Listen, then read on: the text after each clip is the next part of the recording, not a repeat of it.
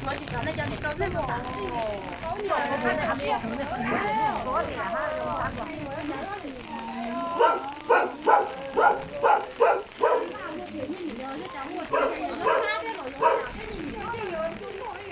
有声音哟。他现在。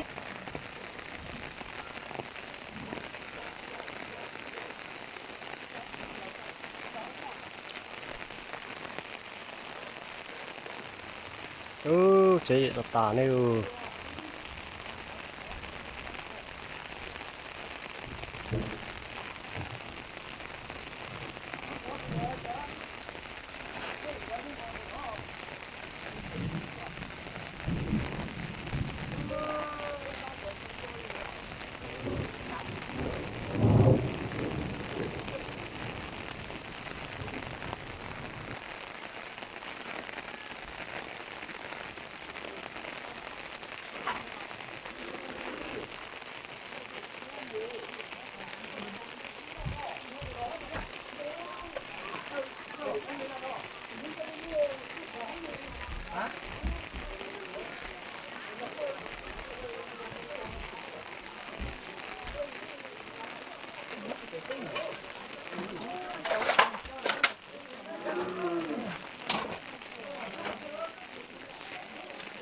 à phát sinh nhiều bầu ơi bầu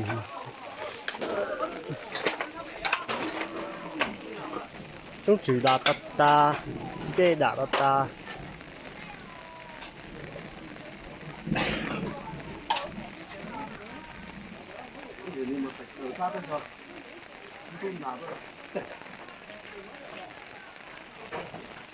chơi dừng điện ta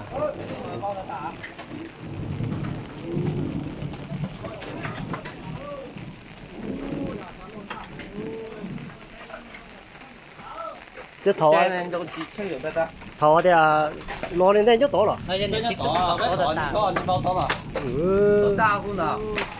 Có thể rất là phá đấy, có thể tán nó thôi. Ủa mà chỉ là tao nhờ lúc thông tan rồi nè. Chơi tiền đánh lắc thôi nè.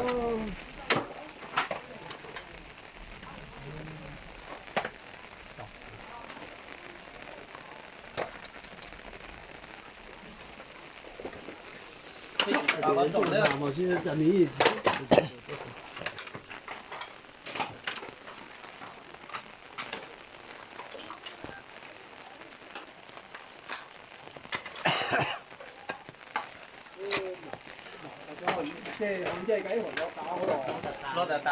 là nên đã cái trả là phử rồi thế hả?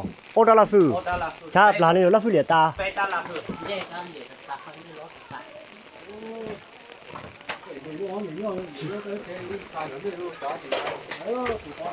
Nên ngõ là nên nhớ là thôi. Ta, 你都要包大了汤。